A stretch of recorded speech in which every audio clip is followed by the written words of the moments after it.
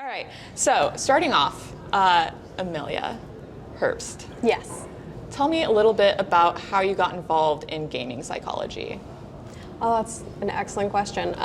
It really kind of blows your mind when you are working on a residential treatment facility with a bunch of boys that can't go home, and the one thing that kind of gets them to like chill is like, okay, fine, we'll watch a superhero movie, or okay, fine, Magic the Gathering's okay. And the next thing you know, you've got a bunch of kids that are threatening to like beat each other up, yelling across the halls at each other, are suddenly like really quietly like with their Magic the Gathering cards just playing. And for us, it's like there's something here. Mm-hmm. So for us, all the way back then, this is quite a few years ago, we started having this idea that what if we started using gaming, what if we started using pop culture like superheroes and kind of incorporate them into the groups that they have to sit through anyway? Mm-hmm. What if we start talking about your social skills and we relate it to your favorite superhero instead? Yes, absolutely. Like, because what better way to like rope young people into participating in that discussion than through a medium that they already love. Absolutely. Right? Because it's already happening in pop culture. These conversations have been happening for the past few decades now, Exactly. Which is really exciting to see. So if you had to pinpoint like the most important reason why psychologists should be taking game psychology seriously, what would it be?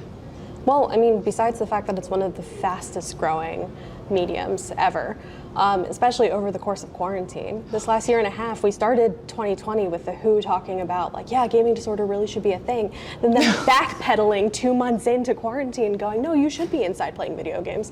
We all were kind of like, Oh, which one is it? So it's fast growing. It's an easy way to connect with clients. And not only that, this very thing that they are playing with their friends with, this very thing that if they don't have friends, it makes them feel like they're alive, that they're connected to something, that they're immersed in something. This very thing that might just seem like a hobby to people can very much turn into a tool that can positively impact anyone. Anyone, not just gamers. Not just gamers. Absolutely. Yes. So one of the things that I wanted to talk to you about is Bloodborne and sort of Souls-likes in general.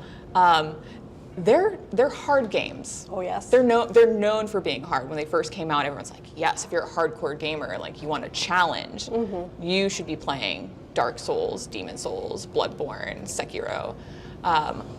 Why do we like hard games? Why do we want to suffer that way? Like, as gamers, like, what is the draw there? I mean, there's multiple reasons for it. The one that I typically go to is, how successful do you feel when you get through a level of like Dark Souls and Bloodborne? You beat that boss finally, and you're able to like, in Bloodborne, hit the lamp, and you're able to like go back to the Hunter's Dream, and you're like, right on, like, thank God, this is great. Like, you know, the infuriating feeling, like that feeling of like, yes, I did it, the success, like, it's hugely intoxicating to some people. Mm-hmm. Not only that, but just the ability to learn and to master skills like that. For a lot of folks that potentially, if they feel like they don't have that connection with the outside world, or if they feel like the skills that they're learning aren't developing fast enough, to be able to play a game like that and to be able to develop those skills and learn that stuff and then be part of like this small little community where we can all be like, well, depending on what community. I know Bloodborne in particular, a lot of folks are like, it's okay, you got it. Mm-hmm. You know, like maybe try this. It's very positive. It's very helping. It's very, you know, maybe you don't have the right weapon or the right build, or you need to practice your parry, or you need to go do some grinding. Here's a great grinding spot for your level. And that sort of, it's almost a cooperative experience in this mostly single person experience. But you have that community to kind of back you up, which you don't always have in real life because they haven't had the same kinds of specific difficulties to look at. It's like, but we've all had to fight, you know, the cleric beast. Yeah, absolutely. And for those folks that they don't do it for a community, that they do it because they like being amongst the elite gamers that are able to do stuff. I mean, depending on how you feel about gamers that are like, we just, you know, if you don't play Dark Souls, you're not a real gamer. Like, okay, friends, that's not the case. Calm down. But still, how good do you feel knowing that you can master games like that? Mm-hmm. Like, might put a little bit of a chip on your shoulder, but you know what? You've worked to do that. Yeah. And it's okay to be like, revel in it for a little bit. Yeah, no one can take that away from you. Like, Exactly. once you've done it, you've done it. Like, there's no question that you got those achievements, and we're lucky to have achievements that get tracked for certain things. It's nice to look back on them sometimes and be like, only 50% of players have done this. Yeah. And you're one of them. Yeah, That's absolutely. exciting. So, in particular, with what I've been looking at with Bloodborne recently, as someone who's really into like the ASMR community, is there is a huge chunk of people who relax to Bloodborne gameplay or playing the game. They're like, I get in this zen sort of state where I'm just running through the different areas because I know them so well. Can you shed any light onto like why would a cosmic horror game induce calm in certain people? Is there anything we can unpack with that, or? Yeah, so if we look at anxiety as a whole, for some folks that have anxiety and they seek out horror movies, they seek out horror experiences, they play cosmic horror games, for them to seek out something that they know is going to purposefully trigger their anxiety, almost in an odd way, has a calming effect. Because for folks with anxiety, it's there all the time. Right. Like, and sometimes it pops up and you don't know when it's gonna pop up, and all of a sudden, oh God, it's there. What triggered it? I think that's what triggered it. Now, how do I calm myself? And then if you're kind of like, I'm gonna put myself in a situation that might stress me out a little bit, you know, that might cause me a little bit of anxiety, but I'm purposely choosing to do that, in an odd way, it has that reverse effect that you're putting yourself in this situation, but you have the control over it. So you're opting in to potentially having that feeling into a situation that's not just in the world. You can opt into a stressful situation, but you don't know the rules of that situation. You don't know the goal that you're supposed to be striving towards. With a video game, you're opting into a world with rules and with obvious goals that you're supposed to accomplish. And I imagine that creates a greater sense of control for the player with anxiety. Yeah, absolutely. Is that right? Absolutely. Otherwise, think about the mechanics of Bloodborne. You know you have to parry at a certain time. And you're smiling because you can imagine in your head, you can think of the monster that you need to parry, and you know when the arm swings back, you know when to fire, you know when to step up and swing. It's like, it's mechanical. It's almost calming in a way to be able to go through those motions like that. Like for me, my first grind spot, which is probably a lot of people's first grind spot in Bloodborne, is Yharnam. Yep. And you know their cycles, you know when they come, you know if you trigger a certain thing, who's gonna come out from around a corner, you know when you've got the big guy at the gate, like, you know, knocking, you know, you can either sneak up on him or come up and then wait to parry him, like, you know that, and that becomes so comforting to just be able to run through Yharnam and know, like, everyone's going to be where they should be. Where they should be. Absolutely, because the world doesn't work like that. Exactly. Nobody is ever where they should be. Yes. So, is there anything, I was thinking about exposure therapies, which I know are controversial. Yes. I suppose. Is there anything to that if you're looking at the research on anxiety as a whole, and we were talking about people who seek out horror movies and horror stories and horror games, is there a body of research that exists that's really looking into that phenomenon, or is that a part of psychology or game psychology that is still needing to be looked at?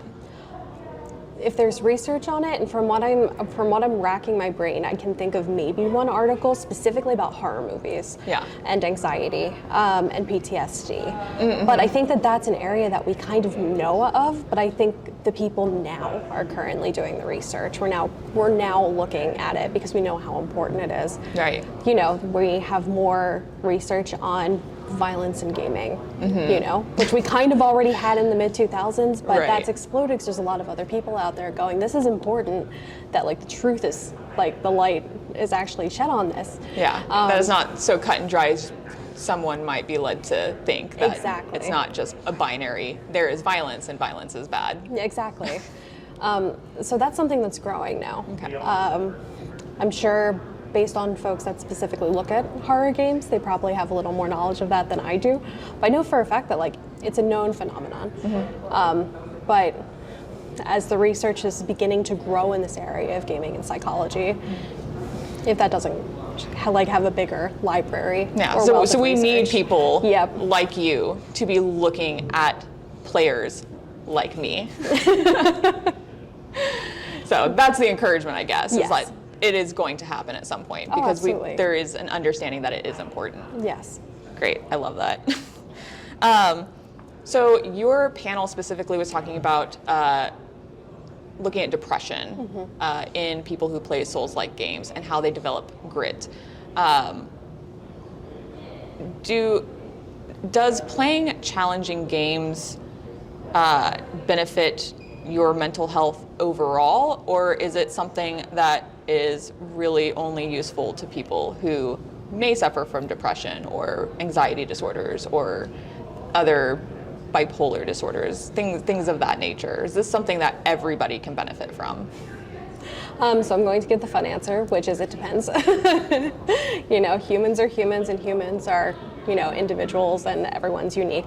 I think the way that games like Bloodborne and games like Dark Souls can benefit folks that have depression or anxiety or any of the mood disorders is if it's used in an intentional way with the positive messages attached to it, even if they're not obvious, even if it's just intrinsic, like I know when I get through this level, when I get past this boss, it is going to make me feel really good, and I know that I feel accomplished with it. Or if I think Dr. Kaufman, said that yesterday, which was that if you can get through Dark Souls, you did something that is harder than getting through grad school. And honestly, depending on the day when I was playing Bloodborne, that's exactly how I felt. I was like, I'll just write my paper now. Like, I'll just do this thing that I was actually trying to avoid because it felt hard, and now it doesn't feel hard because I keep dying, So we're sort of contextualizing your real life experience through a simulated experience. Oh yeah, but I wouldn't necessarily give like a homework assignment to any of my gamer clients to play Dark Souls if they happen to be the type of folks that like their feel good is something that is like they can reach out and they can grab and they can hold close to themselves, like Animal Crossing, which is my other true love. So, but would you say, in your personal opinion, that developing grit is a thing to be desired, and that playing harder games, maybe not specifically Bloodborne, or participating in other harder activities does develop that mental grit and toughness, I suppose? Is that something that, if you're in a healthy state, that's something you should be working towards as sort of a self-development practice? That's hard. I think the concept of grit is something that kind of becomes a little controversial based on who you're working with. Like if I work with a client who has a history of trauma, like I'm not going to be like, you're feeling better, we're gonna develop that grit. Like that's not a message that they need to hear. They need to hear what you're dealing with and the way that you're dealing with in the moment. If it's not healthy, we'll try to alter it so it is a little bit, but I'm not going to be like, all right, come on, like, put on your big person pants and like get kicked out the door. However, if that is something that someone wants to do, if that is a goal that they would like to achieve, or if grit comes into a certain capacity that I feel like it's appropriate for that particular client, absolutely. If it's one of those things that it's like, listen, you've wanted to play the Souls games, you're terrified of it, and how about if we make it an assignment where you decide to just like try to get through it and kind of amplify the power that you have, your own personal power, through playing this game, which can build resilience and can build grit. So for the gamers out there, sorry, just going to interrupt before you guys move on. I don't think we got a definition of grit. Can you ask that? And we'll put that in front of that. Sure. What is a good working definition for grit? All depends on who you ask. Me personally, grit is the ability to develop this power within yourself in order to push through anything. In order to, I guess, grit and bear it is a good like colloquial term for it. Yeah. A little different from resilience, which is building up this personal power within yourself to be able to get through it, most likely with help, or to be able to get through difficult circumstances. But it's not as like let's just like get down, do push. When I think grit, I think military, and when I think resilience, I think folks that like they're slowly building something up in order to get themselves through an extended period of time. That makes sense to me. So for people out there who are interested in working gaming theories into their own therapeutic journey, what are some good resources for them to go and maybe check out? Any organizations or groups? Yeah, absolutely. I know for a fact that Take This has a lot of good resources. They have a list of therapists that are gamer friendly. Depending on where you live, I know Game to Grow, which is my organization where I work, they see geeks and gamers in Washington and Texas right now, I believe, all online. Other than that, if you are a therapist looking to start doing this, Geek Therapeutics has an awesome training program where they teach anything from using horror games in therapy to writing fan fiction in therapy. And then even then, just kind of connecting with those communities, even if you're a gamer looking for somebody that is capable of using geek fandom and gaming in therapy. If you kind of just hang out in those communities, you're bound to find someone. I know Rachel Cohort does a lot of research end of it, and Dr. Kelly, Dr. Ryan Kelly, and Dr. Megan Connell are pretty big in that field too. There's so many folks out there, And it keeps growing. Yeah, exactly. Ask and ye shall find. Well, thank you so much for interviewing with me today. I really appreciate it. And thank you for having me. This is great. Yay. Great. Woo, cool.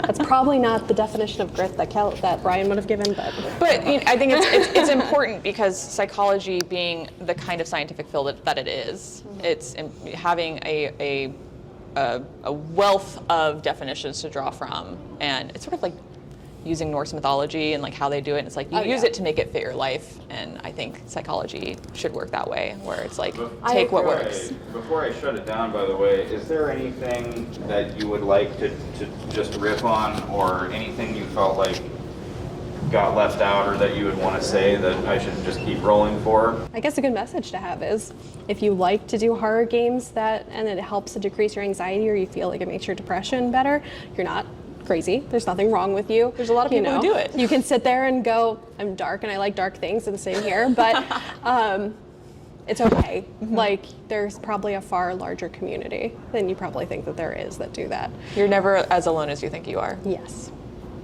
I think that'll be it. Please tell me you got all that. Yep. Yeah.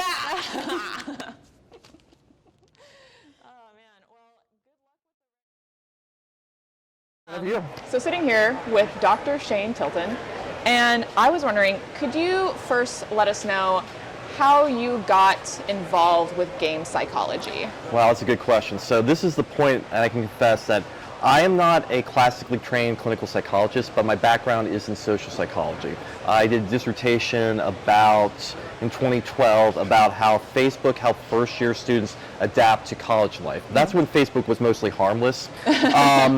And Dr. Tony Bean was working on this project, The Legend of Zelda, and we're looking for writers that could focus on a variety of topics. It just so happened that I had a background in music, and he wanted a chapter on the music of The Legend of Zelda, and it became a wonderful opportunity. So I really enjoyed that project, which led us to doing a couple more chapters. We did just a chapter with the Final Fantasy book on technology. And essentially, it was some opportunities to do some research that I really was passionate about. So I kind of got backdoored into doing more research, because I can't do the clinical stuff, but I love just studying the aspects that make it really interesting. Now, I remember taking a social psychology class as part of my undergraduate studies, and I loved it. And part of that was I loved my professor and the way that she taught the class, and she made it so practical and applicable. Right. And that is a part of psychology, and I think game psychology that is the most fascinating is figuring out how to overcome real world problems with gaming solutions or gaming therapies. Right. And yeah. Because I think what games help us do is they frame sort of our interpretation of what's happening in the world, and games give us a mechanism to actually act. So we often talk in social psychology the idea of agency. So agency is people's ability to feel like they're acting in the real world. And games give us sort of the models to sort of apply it. Now, that's not to say that you are basically transported into a game, but at least you start to feel, what are some techniques that I can use that will help me be better equipped? We just did a book in 2019 about pressing our, it's video games and well-being, and we really approached it from a lot of the authors that I worked with, approached it from different angles. I talked about maps. And maps in video games are really useful because they show you the terrain, they help you figure out where the treasure is, and essentially there's not a real world map that tells you these are things that are going to hurt me, these things are help me. You build these mental models that will help you make sense of the world, and games train you how to use those. So you're not talking about literal maps, no. You're talking about the mental mapping that happens when Right. you're playing through, because I'm thinking about Dark Souls and Bloodborne, and Exactly. I'm like, yeah. It's different, but I mean, there are, in some games they have better map systems than others, but in the real world you don't have this, so you just have to create those mental models that will help you navigate what you're going through. Yeah, it's interesting. So have you, when you're talking about like sort of mental mapping and your experience particularly with the Souls-like games, like how has that affected you personally and like your outlook on like what kind of research you do and how this game affects its players? Okay, so it's kind of a funny story how I got into Dark Souls. We got to go with that first. Yeah. So I'm a huge fan of Castlevania. That is always my favorite game. Nice. And the thing that I always found interesting is sort of the cultural adjustments. So basically, Castlevania is Gothic culture through an Asian lens. And Dark Souls is sort of that extension of that. So I had a friend that said, hey, you like Castlevania, you should really try this game in Dark Souls, which was 2012 at that point. And at that point, I was working on finishing up my dissertation, and I found it really relaxing because, and it sounds really weird to say because you're dealing with these really harsh monsters, you're dealing with this really aggressive storyline, but it let me sort of forget about, for a little bit, like trying to actually write something that was coherent and trying to make sense based on what I studied. I like Dark Souls because it has the capability of sort of showing you that no matter what happens in the real world, there are sort of these fictional worlds that can be more extreme. And understanding there are ways that you can adapt to those particular, interactions with non-player characters. And I think what we got to in terms of the panel from yesterday, which was absolutely fabulous about psychology, I think that it's allowing people to feel like in the game, you could see people that are dealing with these struggles and they're trying to give not necessarily a positive personality, but trying to just deal with this situation as it exists. And I find that sort of interesting that doesn't really happen in the real world, because if you do that for too long, if you try to make consistently positive angles about negative components, it can have a negative impact on your mental well-being. There are elements of adapting. So we talk about adapting versus coping. Adapting allows you to basically make good physical and mental behaviors that help you deal with stress. Coping is negative. So coping is, in order for me to deal with the stress, I need to drink alcohol, or in order to deal with the stress, I need to do something that could be harmful to me. Adapting is, I know this causes me stress, so I should try to maybe understand why it causes me stress and look for behaviors that will help me deal with the situation. I think Dark Souls kind of takes a middle ground to that, where if you do that for too long, it gets into behaviors that aren't as healthy. So you're forcing yourself to push yourself beyond your normal limits in a very not healthy way. Well, and gamers are kind of known for seeking out those challenges. Yeah. We want to play harder and harder games. It's a constant conversation in games journalism where reviewers are going in and saying this game is too hard. I don't understand it. But the players who are looking for that kind of challenge are like, no, don't ease up on your game. Don't make it easier. Don't dumb it down. Like, this is the challenge we're looking for. Why do we want to play games that are so hard? Well, I think it's an accomplishment. So it's basically, no gamers that I know of can climb Mount Everest. You can't get to the bottom of the Marinara Trench, but if you beat Dark Souls, that is an accomplishment. Sort of as a tangent to that, think about doing Guitar Hero Through the Flames and Fire at 100%. I can't do that. I've been trying for way too long to even get halfway through the song and can't do it. So there's a sense of accomplishment that I think is useful in that. So basically making the game easier might be a threat to that completionist model.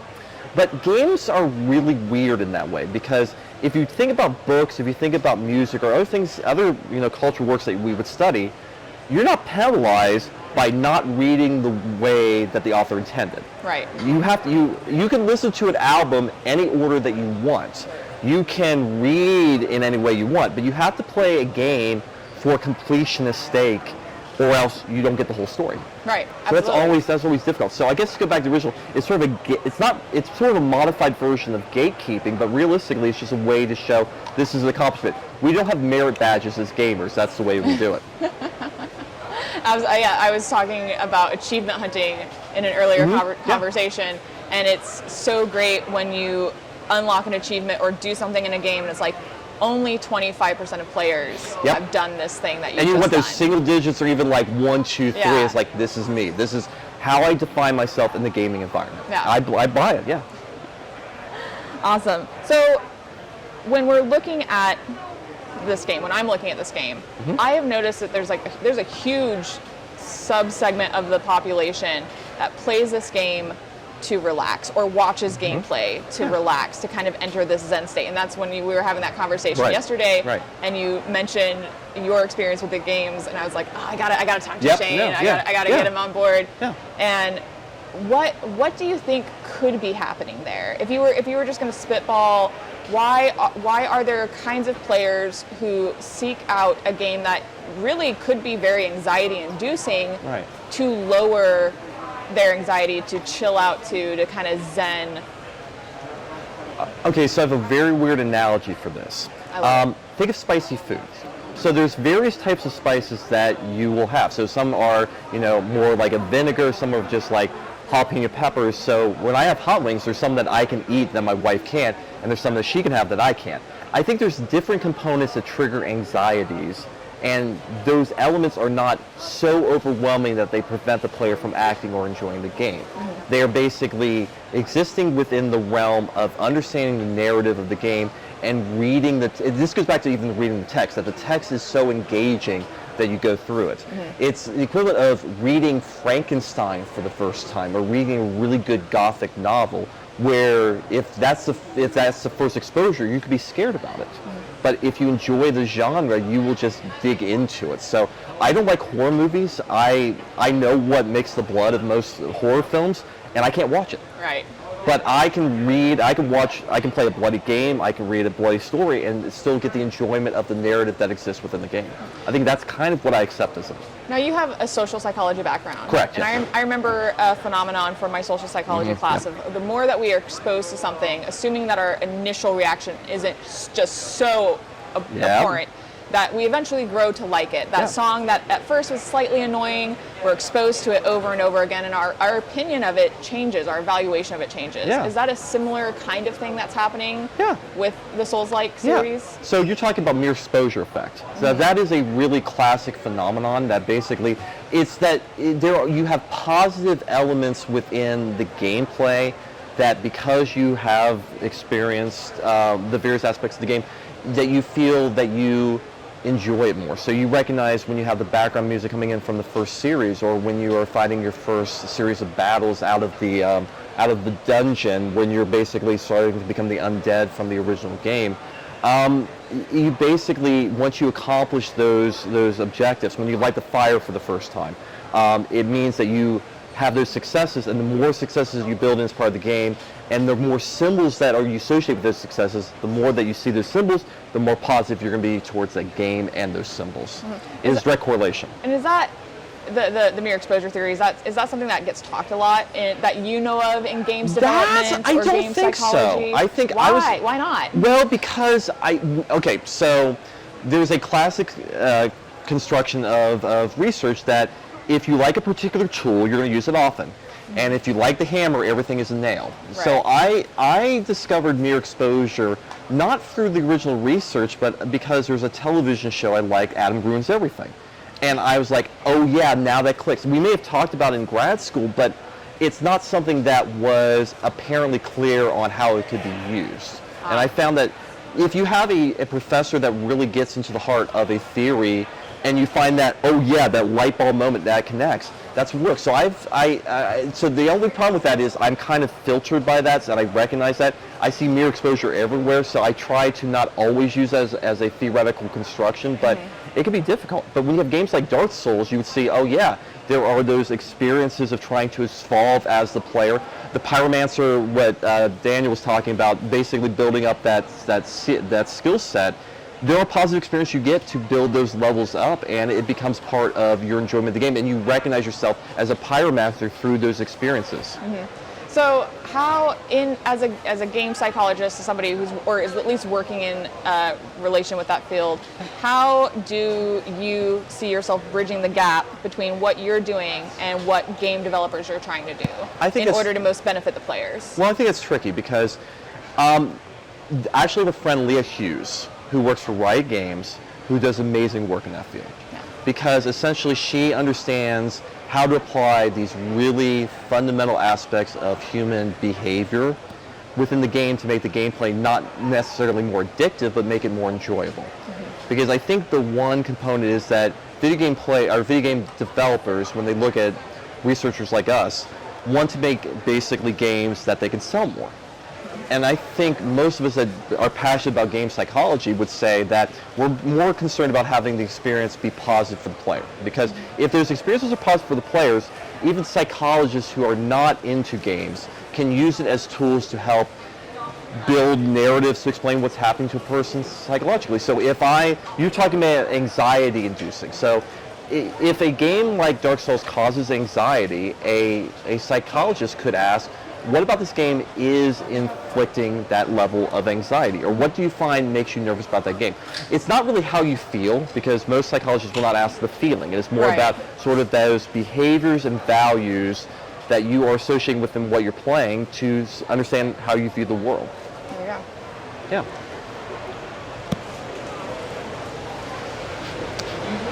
Trying to figure out how to phrase my next question. Good. Okay. Would you be comfortable saying that video games are good for all people to play?